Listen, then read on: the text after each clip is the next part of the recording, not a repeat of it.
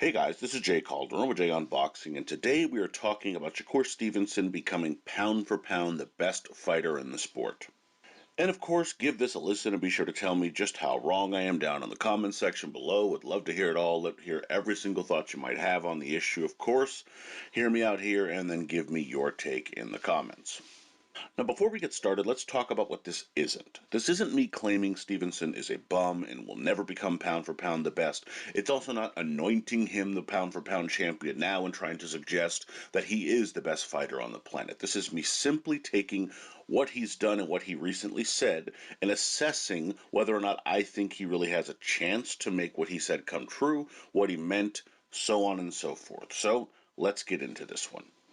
Now, while being interviewed by ESPN during the Miguel Burchelt versus Jeremy and Makatila telecast, Stevenson was asked for his opinion on the best fighter in the world. Now, surprising to some, he had a relatively decent answer, in my opinion, which was himself. He goes, if you're not talking accolades, I'm going to give you my answer. My answer would be Shakur Stevenson. He then went on to explain it isn't just a mentality he feels a fighter needs to have, but a genuine thought and belief he has. He goes, it's not that I have to believe it. I actually believe I'm the best fighter in the sport of boxing. I'm very talented. So when you're seeing me having these fights where it's 10 to 2 or 11 to 1 in terms of the rounds he meant, I feel that makes me the best fighter in the sport of boxing. Now, a couple of things. I should make sure to be clear on this. That did not come from a delusional place for the American. As he said, he wasn't representing this as an accomplishment or things that he's done thus far, as fighters like Terence Crawford and Canelo Alvarez have him outranked there. Same thing with an Alexander Usyk, for example. Fighters that have put in more at the top, in the top 5 of the sport. He simply felt as though he had the edge in terms of his actual skills, and that's what we're going to be getting into here. And when you consider his skills and potential, he has an argument. But how much work does he have to do, and is pound for pound number one feasible for the young American? Now, to his credit, Stevenson has a lot going for him that could make this claim true. He's already a two-weight titleist by the age of 24 and could be on the verge of picking off his second world champion in a row in Oscar Valdez, which is a fight coming up next month. While that's not a guarantee, of course, as nothing in boxing is, that's an impressive feat if it's accomplished.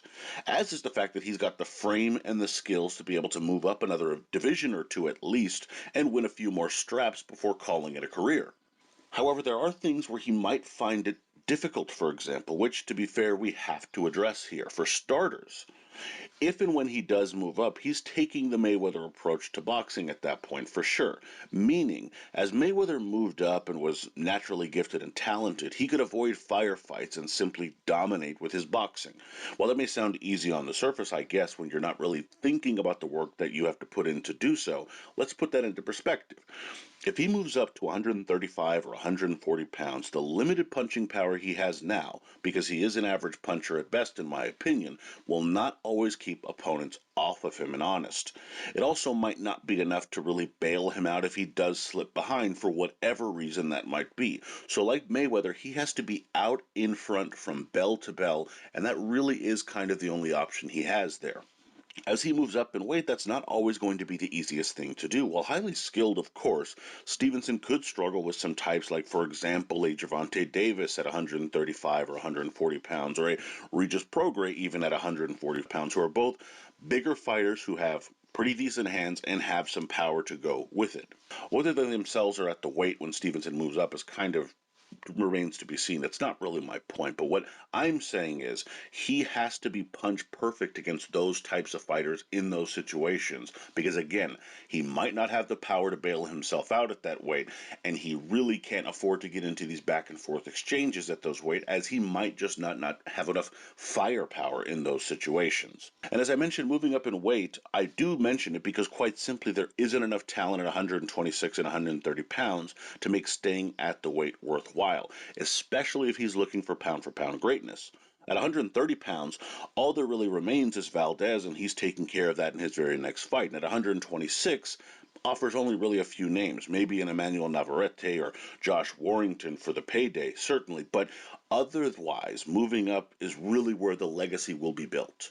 His other big issue, in my opinion, will be his fighting style. While I think he's a great boxer, and I've actually grown to enjoy watching him more and more, especially because he seems willing to challenge himself, I'm also not what you would consider a casual fan looking for every fight to be gaudy war.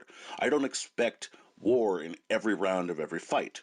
Should that matter in pound for pound rankings? Probably not. But if you can't make yourself a draw by being exciting in fights consistently, and fighters use that as an excuse to avoid you, making those fights that would build your resume could become another tough challenge in its own right. Still, with all of that being said, this is not to say that he has no fighting chance whatsoever. Again, the talent is there for him. While I myself have questioned if he can become a draw in the past, he certainly has a shot a lot of other fighters will lack.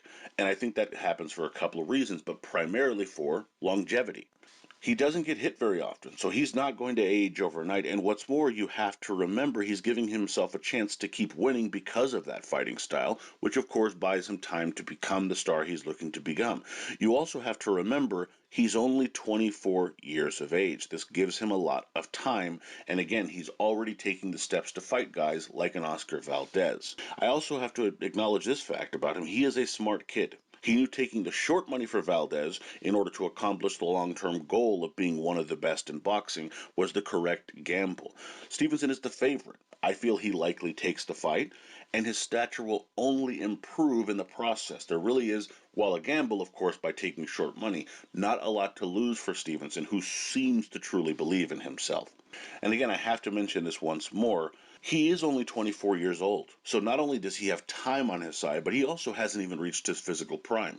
Could he grow into a little more power or a little more physicality at least? I think he could, and he already seems to be a physically decent guy in terms of his strength, so it's only going to improve in that way, which of course increases rather his chances of developing into that fighter he wants to become and that he feels he is at this present moment.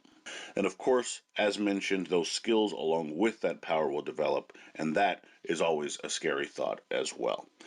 So, can he become pound for pound number one? Yes, definitely. But there will be risks, which is good.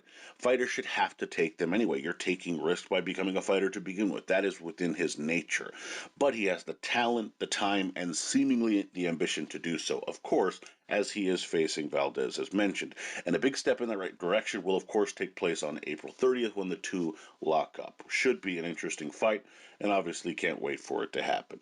But let me know what you guys think down in the comments. Does Stevenson have what it takes? Will he become pound for pound number one in the sport? Let me hear your thoughts on that down below. Please be sure to like, comment, share, subscribe, and follow me on Twitter at jcalderon_JOB, and you can email me at jonboxing@gmail.com. Would love to hear from you there. Also, be sure to check out jonboxing.com for schedule, results, betting odds, rankings, and more. Of course, later this week, be sure to check out my fighter grades, which I will be handing out after this weekend's action. And as always, until next time.